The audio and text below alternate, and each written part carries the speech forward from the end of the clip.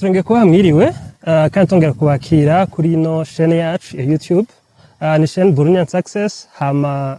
mu journalist ni jewe nyene Guevara nkaba nongeye kubakira mu yindi episode y'ikiganiro Burundian Success. Nkuko maze kubimenyera, Burundian Success ni ikiganiro aho dutumira abarundi kazi batandukanye bari mu madomene atandukanye kugira ngo batuyagire ku byo bakora, batuyagire ingene babishitseko, hama tunabavome mu bwenge buke kugira dushobore gusangira. Rero kuri uno munsi umuntu turi kumwe muramaze kumumva ahantu henshi, abantu bakunda kwita ama conference, abantu bakunda kureba ibiganiro bitandukanye, arakunda kuvuga ku kintu kidukora ko twese, ni ikintu kijanye na frambu, ikintu c'amafaranga birenze gusa ingene bayarondera, arakunda no kuvuga ingene ngo bayagumana n'ingene bayaziganya. Rero no munsi twahisemo kumutumira kugira ngo abanywanyi ba Burundian Success tugire ibibazo bimwe tumubaza, ashobora kutuganirira atubwire mbega ni gute ayo mafaranga tuyaziganya. Rero tudatevye reka twakire Madame Keti. Turabakiriye muri studio za Burundian Success. Murakoze cyane. Ego niteka cyane ku bana namwe. Turamaze kubumva mu bintu bitandukanye, ma conference atandukanye. Rero twari twifuje kugirana ikiganiro namwe kugira tuyage d'une façon iri relax, juste bijya bintu duhora tumva, bijya bintu tumva handi cyangwa ama conference mugire abandi muduheko juste agaportion gake turazi yuko ni ibintu abantu barihira amafaranga menshi, so twebwe ngaha turahita mu gutora dukeye gusa. Okay. Murakoze cyane kunyakira muri kino kiganiro, kandi ni ibintu nkunda gupartager n'abantu, kandi pour ton information ntavyo ndihisha.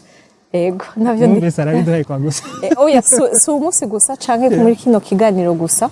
ahantu hose bantumiye kugira mvuge kuri iyi domaine nditaba, kandi nico kino cone ntarihisha. Kubera ndabona yuko twese tuteza gusangira bino bintu, ama principe amwamwe kugira twese dushobora gutera imbere, kuko abantu bose bateye imbere twese ni economy iduga, kandi twese tuka beneficiako. Mugabo Keti, tutaratangura reka juste peut-être kugira public show kwamenya cyane, reka gato mutubwire mbega Keti ninde, un peu son background, yakuze gute, yiziki, peut-être kugira abantu bashobore guconnecta ibyo babazi ko nico muri vya vrai. Okay. Mfise umwanya ungana gutama imisi 2, amasaha 2 canke iminota 2. Ubuzima ni burebure cyane. Mfise imyaka itari mikuru urumva. Gerageza bivuze gutora ko duke. Okay. Alors bien évidemment ndo Murundi kazi. Navukiye hama Burundi, navukiye ku Musaga. Et nagize primaire hino, na une partie du secondaire. Mfise imyaka 13. Twaronse opportunité yo kuja hanze kugira tubandanye amashuri hanze. Donc turagenda nabo tuvukana, ariko naho twagiye nari ndabizi yuko nzogaruka ha mu Burundi, nari ndabizi yuko tugiye gusa kugira twige hama tuce dutaha. Urumva rero namaze imyaka 10 hanze, hama candagaruka mpejeje amashuri. Nk'aba jeune benshi uhejeje amashuri, uhejeje université, nacembura akazi. Naramaze hafi umwaka wose nshomere. Ego malgré yuko nabona yuko mfise diplome yo hanze, mugabo naraguye naratahuye amadefi n'abandi ba jeune bariko bahura nayo umunsi. Mwari mwiziki gato hanze? Je nize marketing. Ego nize marketing. Nashitse none nzi ko bizoba byoroshe kuronka akazi, mbwa nasanze ko bitoroshe. Donc namaze umwaka nshomere, hama mugabo Imana icanyigisha kwicisha bugufi. Hama ndaja kuba umuvolontaire canke kugira bénévolat mu garage. Donc rero akazi ka mbere ha mu Burundi nagize kari mu garage. Donc mwari muvuye hanze? Mose diplome en marketing.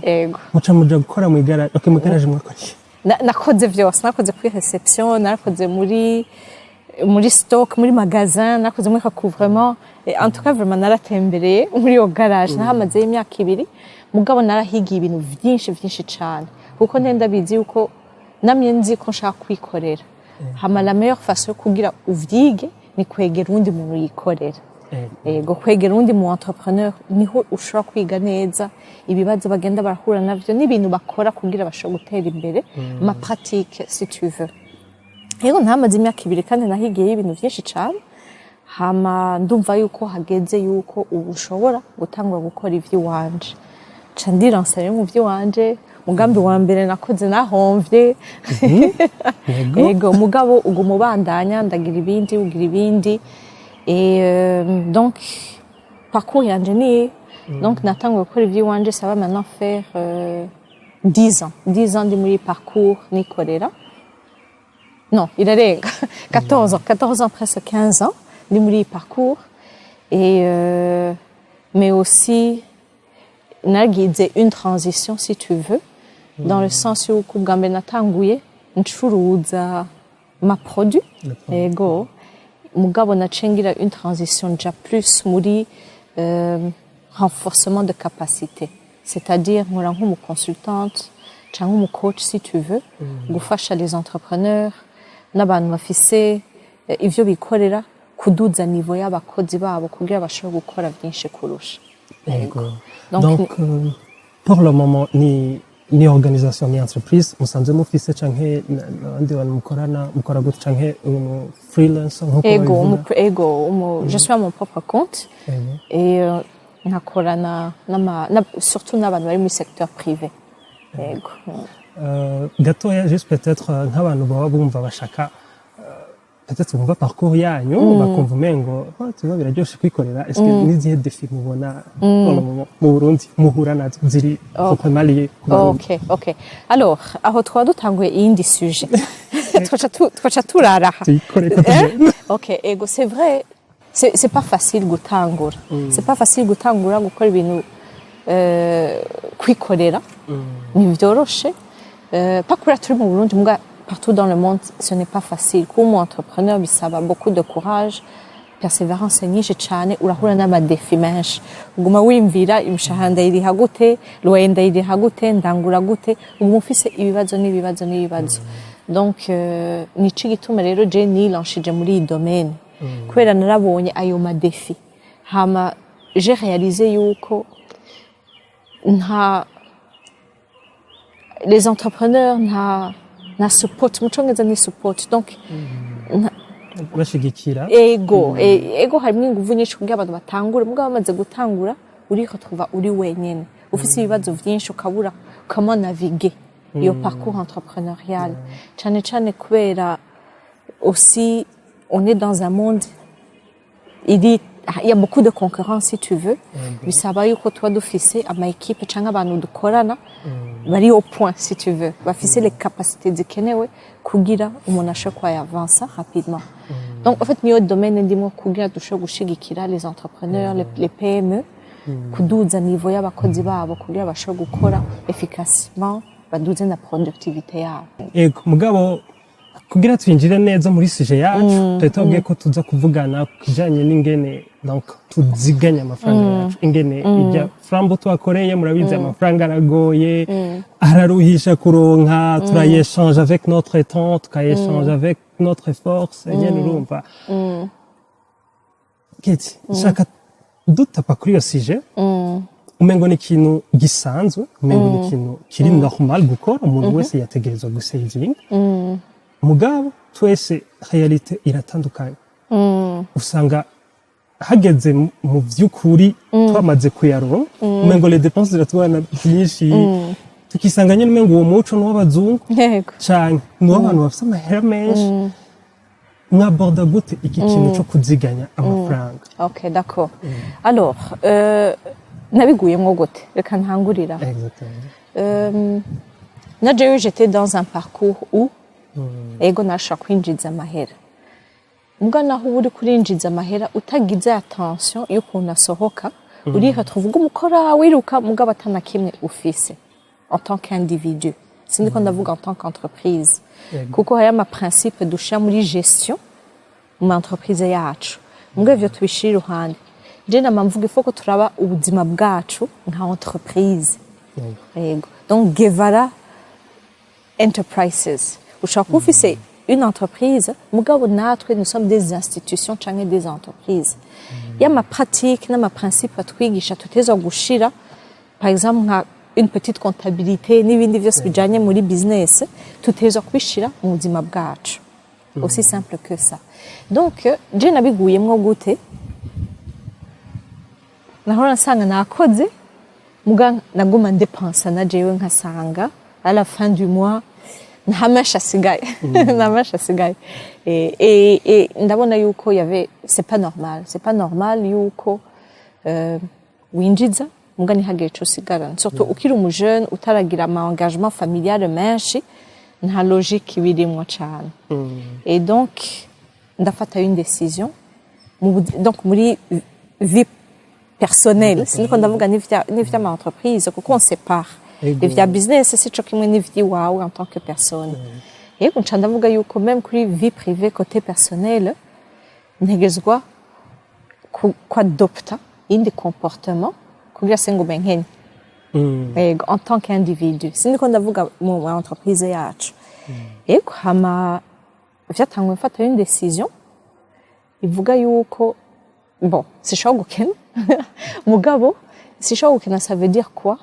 il faut yuko nshika à la fin du mois nkifise amahera au moins ça et donc bica biroronca mvuga reka ndaha amahera ninjiza ndaraba ayo ninjiza kuri côté personnel ninjiza autant et il fallait yuko ngira un budget ndabe ama dépenses amafaranga yanje ajahe kugira ni rassurer yuko ama dépenses yanje ataja au-delà y'amafaranga ninjiza donc rero vyose vyatangwe par une décision hama ngiye ndavugana n'abandi bagenzi twatungana ncasanga bafise les mêmes défis ugasanga barakora ngabo le 15 le 20 hari n'abantu henza bavuga ngo aho hose yoshikana kure na ego et donc j'ai réalisé yuko c'est un défi pour beaucoup de personnes mugabo umva ivyo bunigisha kuri domaine ce sont des pratiques jewe nyene nashize nkorerako si ibintu nagiye kwiga mu ishuri mbwa n'ibintu bisanzwe nkora ndabona yuko bimfasha jewe mu buzima bw'iwanje so rero kuri bimfasha nkaca nshaka kubi bakaja n'abandi bantu d'abord ni principe ntabwo ari principe y'abazungu y'abirabure y'abafise amahera y'abadafise amahera ni principe chacun d'entre nous ateza gufata avuga yuko canke une décision si tu veux ntegerezwa kweparnya autant ku kwezi ce n'est pas nitweparnya par rapport y'amafaranga twinjiza c'est un principe tugenderako tukavuga yuko peu importe fréquence canke le montant ninjiza naho noba nkora 100,000 par mois ni principe yuko nzokwama mfata nka 10% y'amafaranga mba naronse nkayashira iruhande nkaca ndepensa izo 90,000 zoba zisigaye épargne ce n'est pas umuntu afise akazi gusa canke afise un business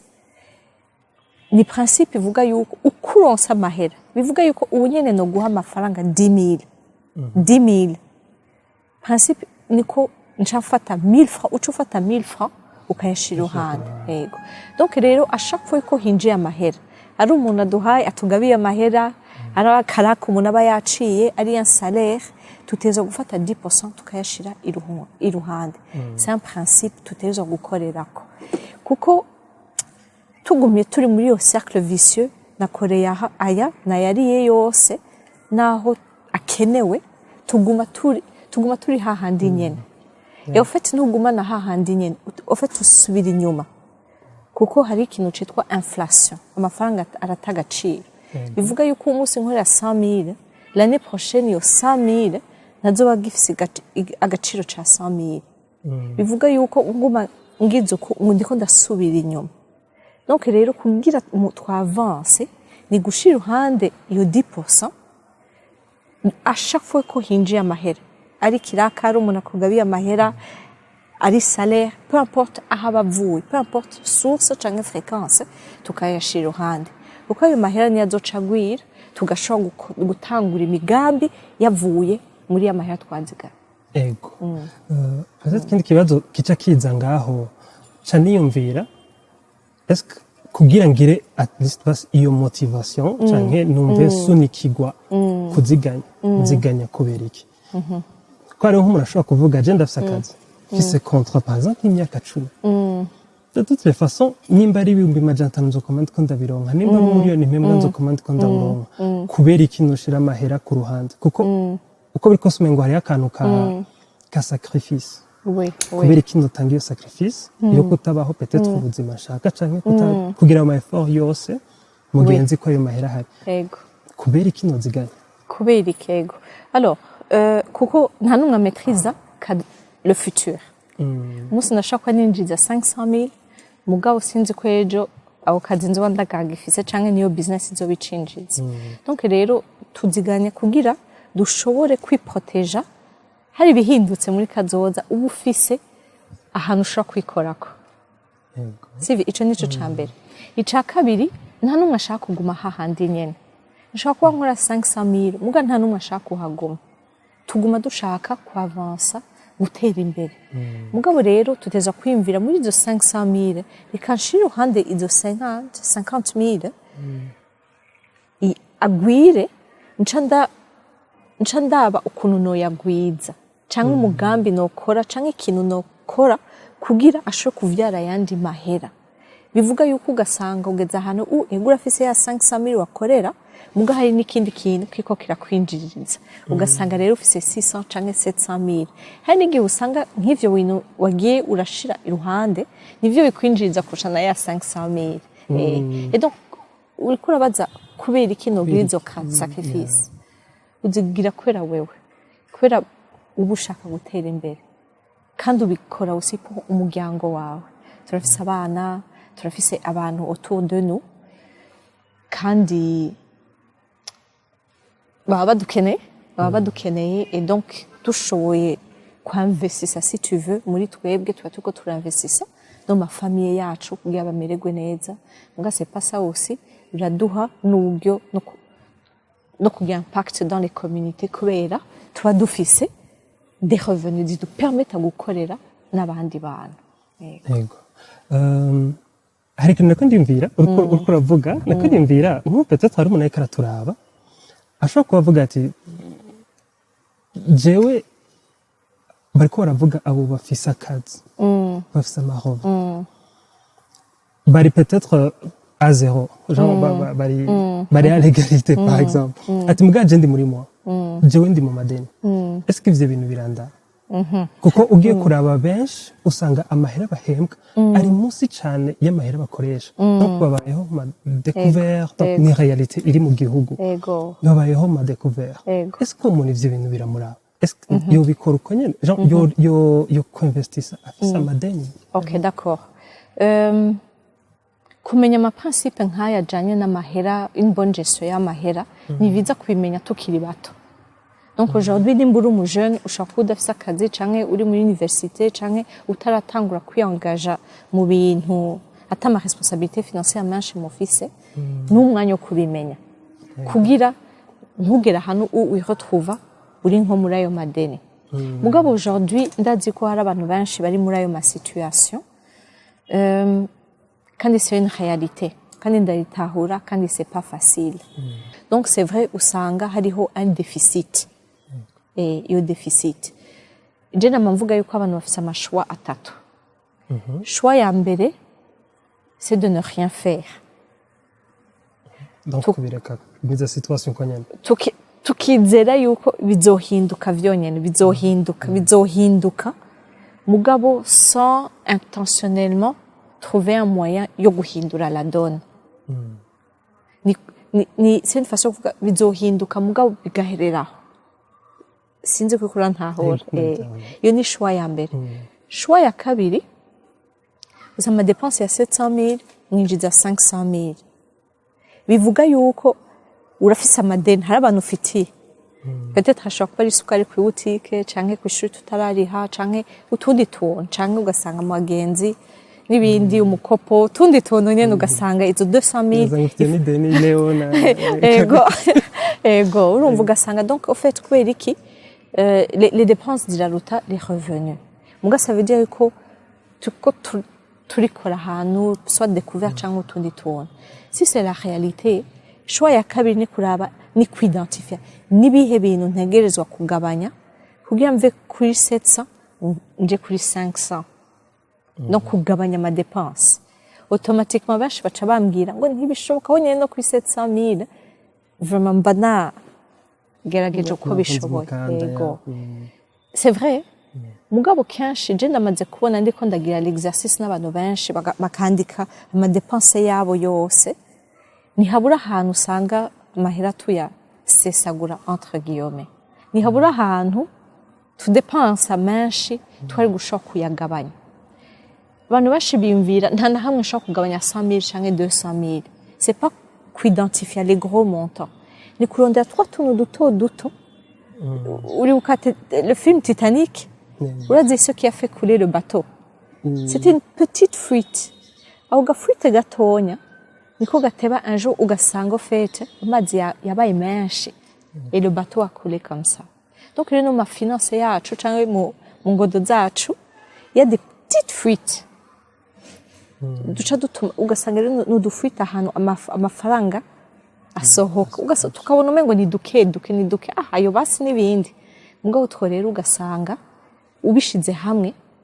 ugasanga c'est quand même un gros montant option ya gatatu dépense ni 700 twinjiza 500 navuze option 1 tu laisses uko nyene option 2 ni kuraba comment est-ce que nshobora kugabanya ama dépense option 3 ni kwipoza la question dukeneye 700 000 kugira tubeho twinjiza 500 mbega n'igiki nshobora gukora co nyinjiriza 200 000 kugira ama revenu avec kuri 500 aje kuri 700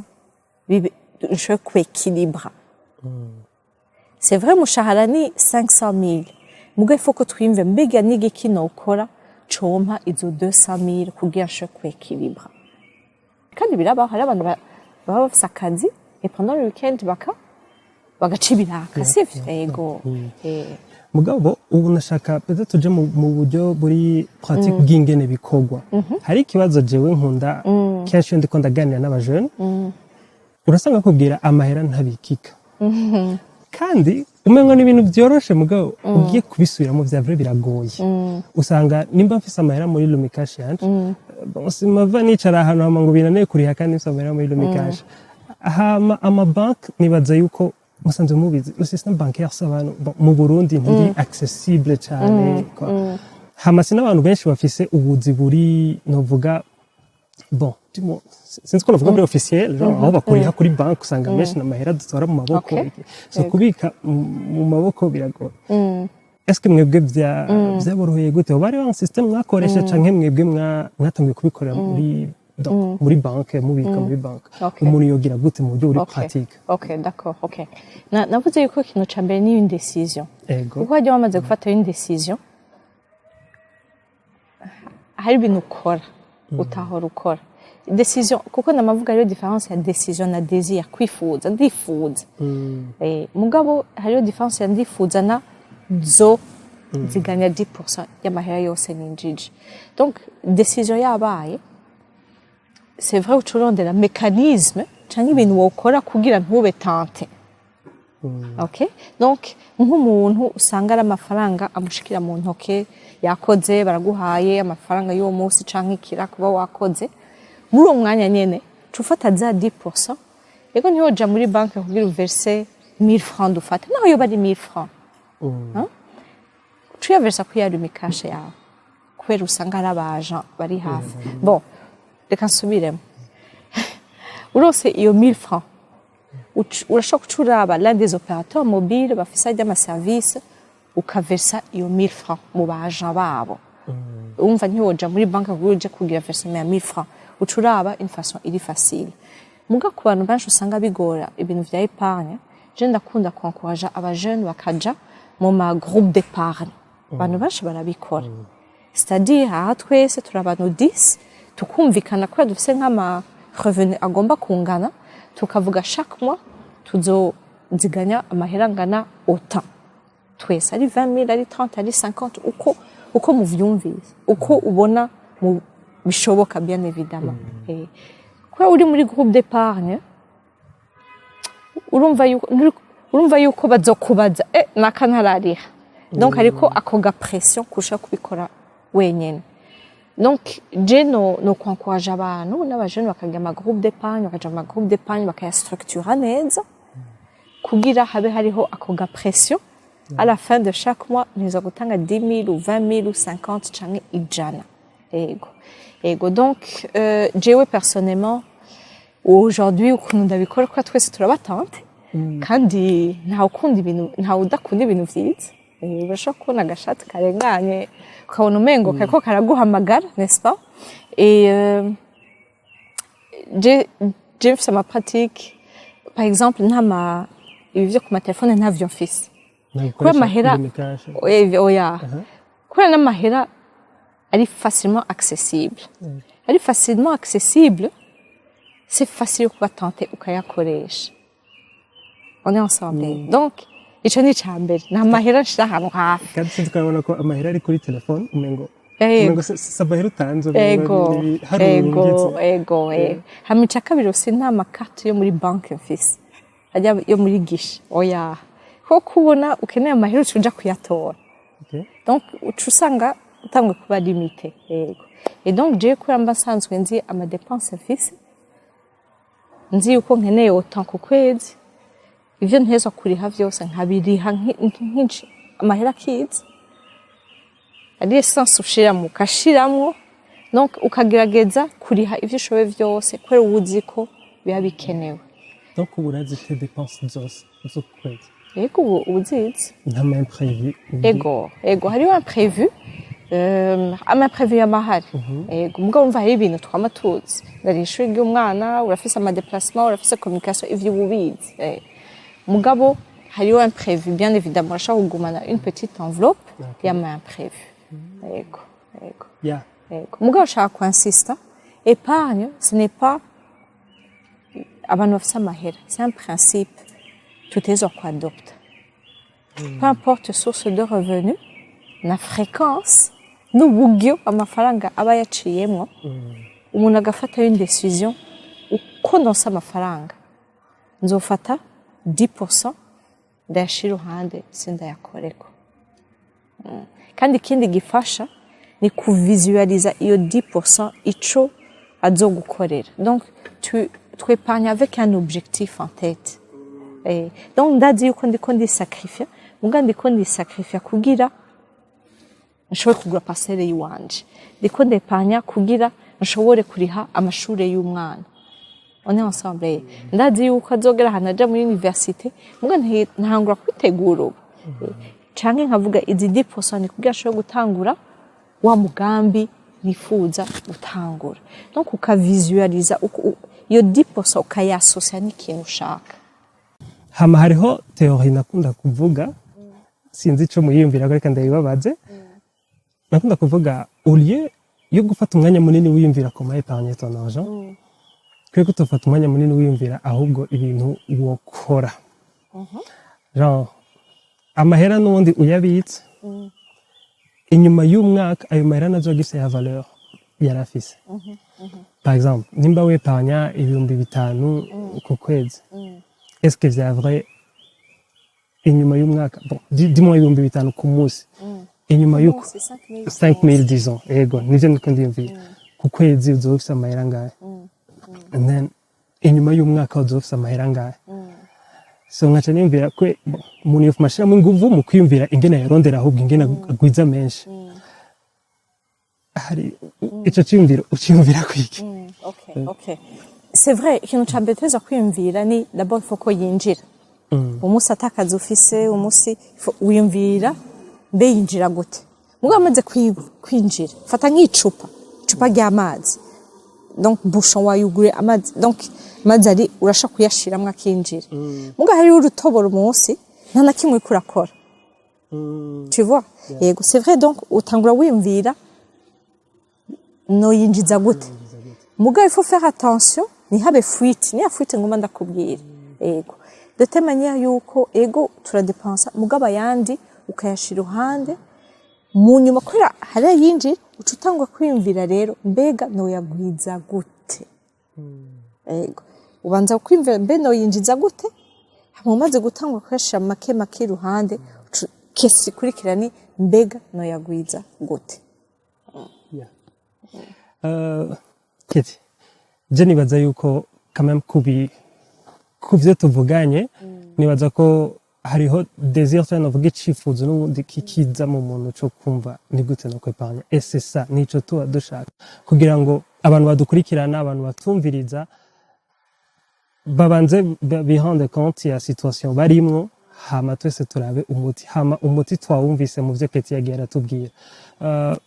muri iyi serie y'ibiganiro tuzotumira uwundi mutumire azuza kuvugana natwe nk'uko bivuze hariho kuyagwiza nawe azatubwire ni gute dushobora kuyagwiza nibihe bintu umuntu yo kwinvestisamo nibihe bintu umuntu yoraba imbere yo kwinvestisa nibaza yuko muri deuxième partie y'ikiganiro tuzogerageza gukora kuri ivyo bintu byose ego benshi ivyo nivyo bashaka kumva noyagwiza gute kubera umengo vyoze biraryoshe ego mugabo ntibizokunda utaramenya comment uyegeranya kuko ntushobora kugwiza ico udafise tu vois ce que je veux dire et donc rero jewe ngomba simplement guheza mvuga birashoboka kwepanya si ibintu vy'abantu gusa bafise peut-être amahera ni un principe nshobora kuba nkora 100,000 umunsi nkavuga yuko à chaque fois ko nzo kwinjiza amahera nzoshira makenye ruhande ndayegeranya hama nzoshobora kuronka ukuntu nca ndayagwiza mugabo birashoboka nkora nkorana n'abantu benshi usanga badafise amarevenu ari stable mugabo ko bafashe iyo decision yo kuyabika yo kuyeparnya aragwira bakaba dans une meilleure position maintenant yo kwimvira uko nashaka kuyagwiza mugabo n'ukuri birashoboka pour tout le monde kandi tuteza no kuvyigisha abana bacu bakiri bato nico kintu ntavuze bivuga yuko nshaka kuba mfise umwana afise imyaka 13 nkamuha argent de poche nawe nyene tukamwigisha ndaguhaye ibihumbi 10 mugabo ngico ushaka avec les 9,000 dutangwe kwibigisha hakiri kare niturinde ko bazobimenya bonyene dutangwe kuvyigisha abana buke batahure dutamenya ko atazokora les erreurs twebwe tuko turakora umunsi bisange batangiye kubishaka kubikora bari mu madeni voilà ego baronsa argent de poche bakayabika kandi tukabigisha entrepreneuriat bakiri bato dutamenya ko bakura bafise plus d'options cyangwa plus de sagesse que par rapport ku bintu bijanye n'amahera mugabo épargne irashoboka ni decision guys épargne irashoboka ni decision ufata nivyo Keta tubwiye kandi si ibintu juste yize canke yakuye mu majambo ni ibintu yamaze gupratika arayibona ingene bigenda est-ce que moi mufise nagumye numva vuga genre ndamaze gukorana n'abantu moi mufise peut-être cadre donc nk'abantu baba bakeneye bavuga ati ndifuza umuntu afasha mu rugendo bashaka kubarondera canke bimeze gute hariho cadre mu bikoramwo bon mpora ndabikora sous forme y'amatelier usanga ari amatelier amara amasaha 2 canke 3 duhora nkora canke usanga abantu miyemwo tugenda turavugana amapratique canke amaconseil umwanya umuntu umwe biragoye ngo usanga ari ibiganiro bihora biba canke amatelier tukagenda turechange et donc usanga biri ku mapage ku marezo sociaux yiwanje ni ibintu dutanga gratuitement donc bihari abantu bashobora kuvyitaba dutemenya ko tuza turechange par rapport ya makeso baba bafise Kedi turagushimiye cyane merci mwakoze cyane ko twitaba kandi ndibaza abantu benshi badukurikiranye ariko ndizera ko hari ikintu mwungutse muri iki kiganiro tugiranye na Keti nibaza ko ubukurikira tuzabatumira tuvugane ku yindi sujet nkuko mwabitwemereye ko hari ibintu mutanga gratuitement byinshi ndabitanga gratuitement ni byiza ko tugira umuco wo gusangira ibyo ufise ugasangira n'abandi mwakoze cyane kutwitaba mwakoze kuntumira yego merci mwakoze namwe kudukurikirana tuzosubira mu kindi kiganiro hamwe n'undi mutumire jewe ni Geva twari kumwe mwakoze cyane